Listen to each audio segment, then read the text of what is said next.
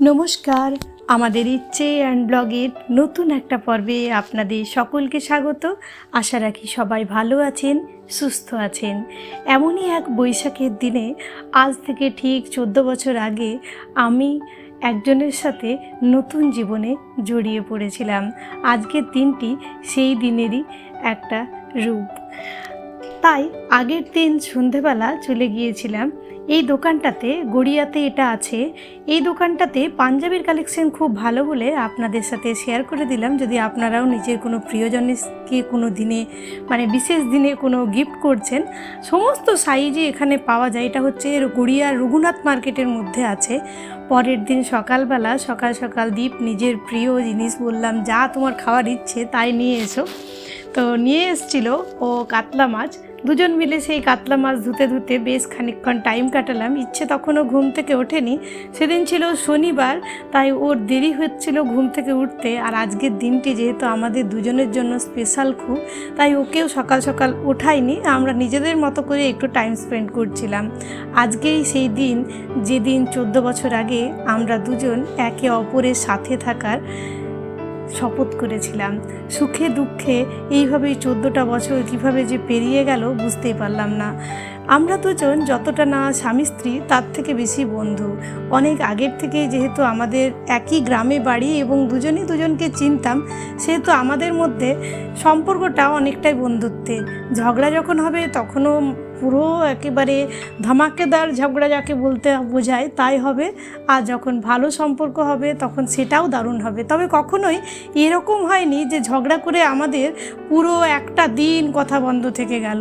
সেটার মেয়াদ বড়জোর 2 থেকে 3 ঘন্টা, তার থেকে বেশি কখনোই সেই ঝগড়া টিকে থাকতে পারে না। টিকে থাকতে না পারার কারণ হচ্ছে দীপ। সে এমনভাবে পিছন পিছন ঘুরঘুর করতে থাকে যে আমি কিছুতেই ওটাকে কন্টিনিউ করতে পারি না। অনেকবার ভেবেছি যে রাগ হলে এর সাথে কথা বলবো না, কিন্তু সেটা কখনোই ফুলফিল হয়ে যায় না। দুপুরবেলায় খাওয়া দাওয়ার পর এখন বিকেলবেলা অল্প একটু রেডি হচ্ছি।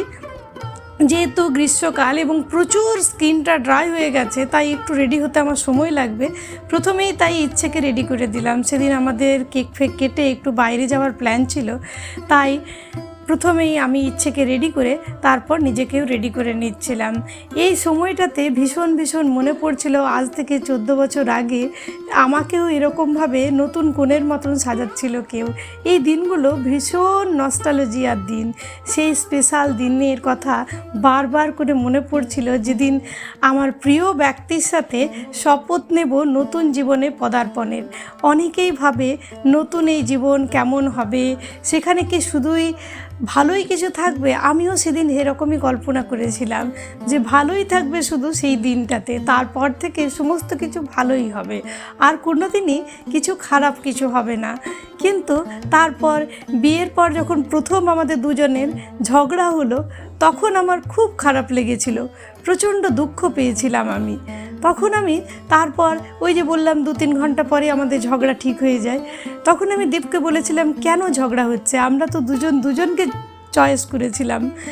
তখন আমাকে দীপ একটা কথা বলেছিল, যে কথাটা আমার সত্যিকারের খুব মনে গেঁথে গেছে।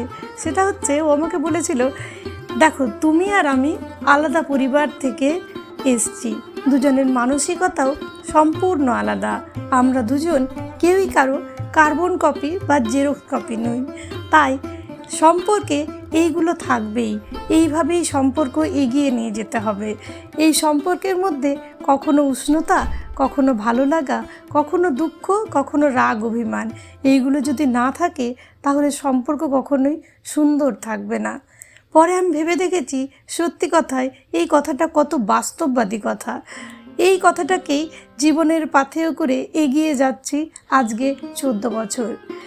দীপ কেক নিয়ে চলে এসেছিলো, আর কালকে যে পাঞ্জাবিটা আমি নিয়ে এসেছিলাম সেটাই ও আজকে পরেছে।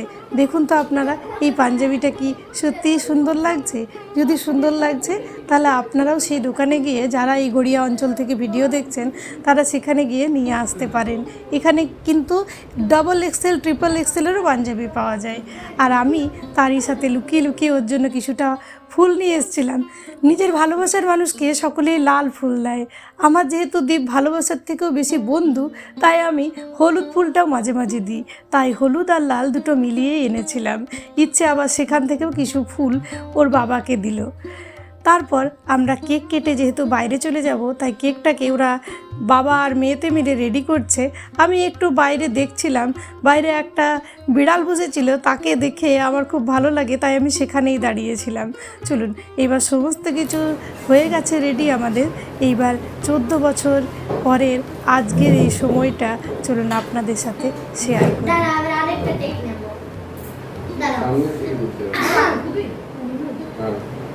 এটা এমনি থাকছে।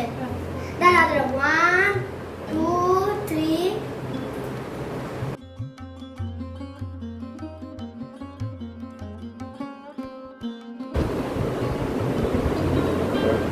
কখন নিবলো?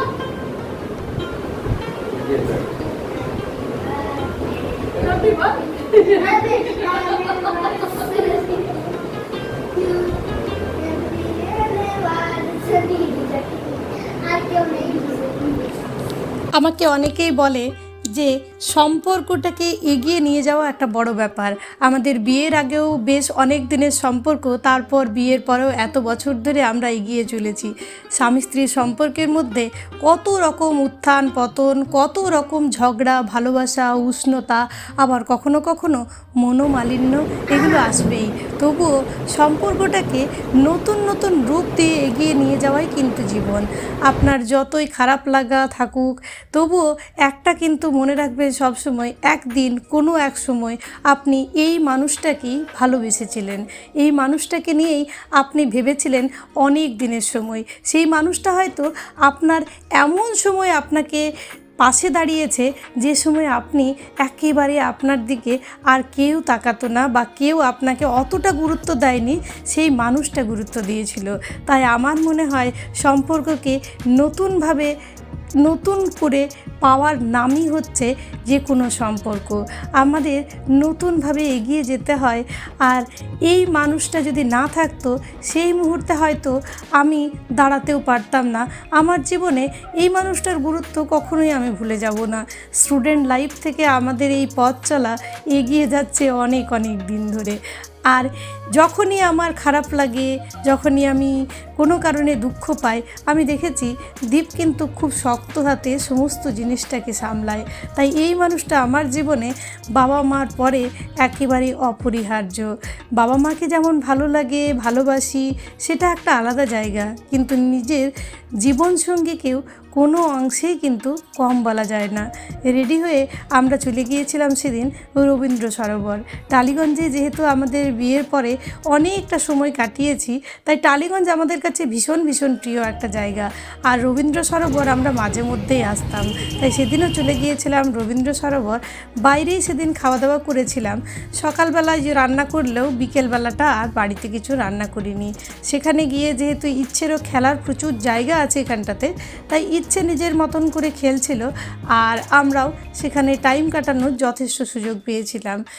এই দিনটা ভীষণ ভালো কেটেছিল আমাদের দুজনের।